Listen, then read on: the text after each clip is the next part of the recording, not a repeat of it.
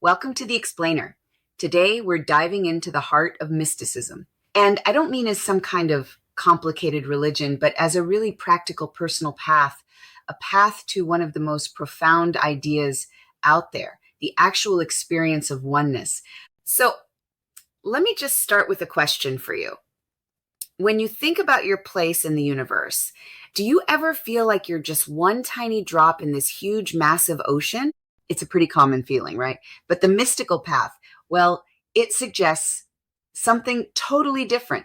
And there it is, this one single kind of mind-bending idea from the poet Rumi. That's our destination today. See, the journey of a mystic isn't about finding something out there.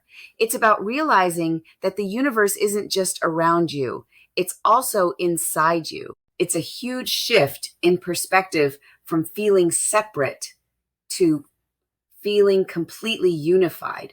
Now, to get there, we're going to need a map. So, in this class, we will explore what a mystic really is.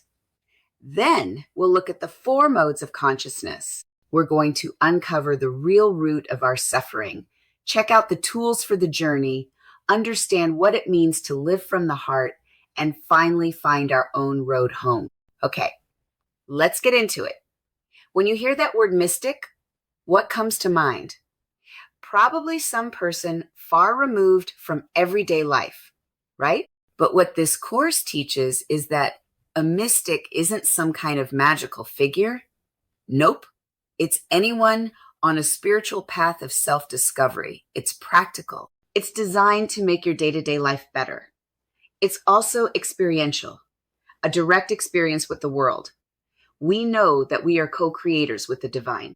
The path of the mystic is ineffable, which is a fancy way of saying it accepts that some truths are just too big for words. And most importantly, the ultimate goal is always union, that journey toward dissolving the feeling of being separate and just experiencing oneness. Okay? So to help us navigate this inner world, this class gives us this fantastic map, the 4 modes of consciousness. Now, don't think of this like a ladder you have to climb. It's more like a GPS for your own awareness, showing you which perspective you're coming from in any given moment. So what are these modes? It starts with, to me, this is that victim mindset where it feels like life is just happening to you and you're powerless. Then we often shift to by me. This is where we grab the steering wheel, using our willpower to make things happen. The next big jump is to through me, which is all about surrender, letting a bigger intelligence flow through you. And finally, you can land in as me, where that whole separation just dissolves. You're not just a part of life, you are life. But here is the most important part. This is not some rigid step-by-step ladder. You don't just pass one level and move on forever. It's totally fluid. The goal isn't to judge yourself or race to the top. It's simply to be aware of where you are so you can see the path forward with a lot more clarity and a lot more compassion for yourself. So if the path is laid out, what's the big obstacle? What gets in our way? Well, it's the same for everyone. Suffering. But on the mystical path, suffering isn't some kind of punishment. Think of it more like a signal, an alarm bell that's just trying to tell you you're a little out of sync with reality.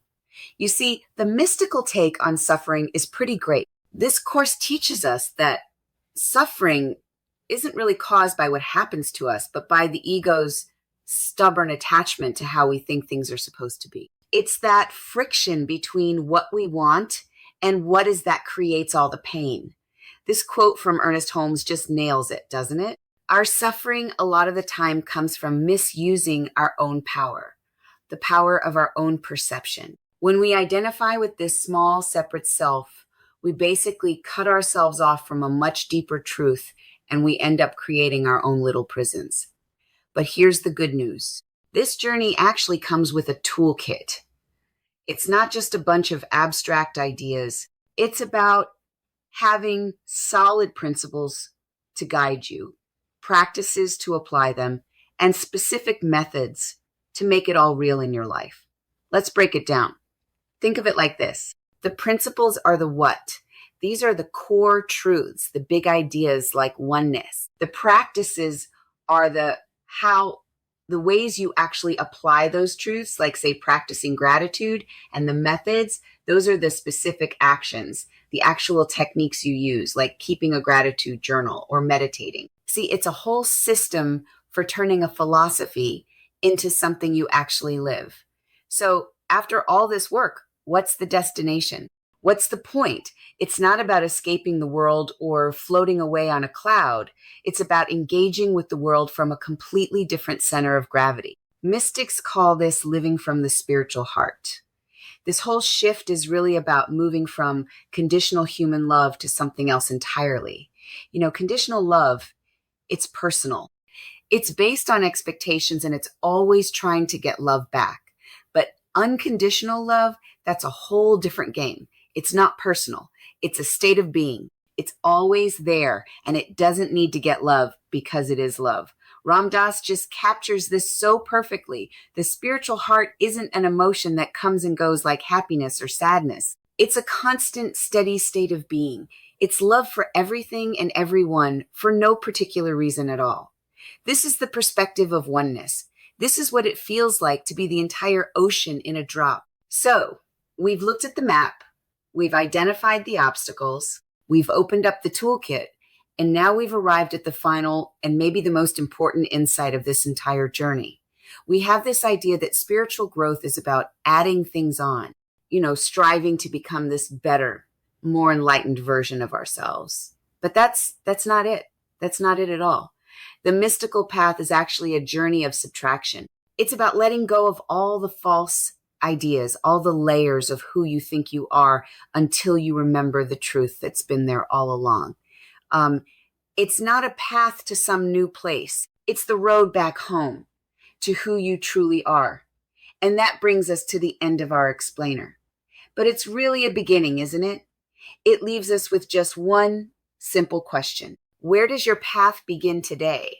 Will you sign up for this class and begin your mystical journey?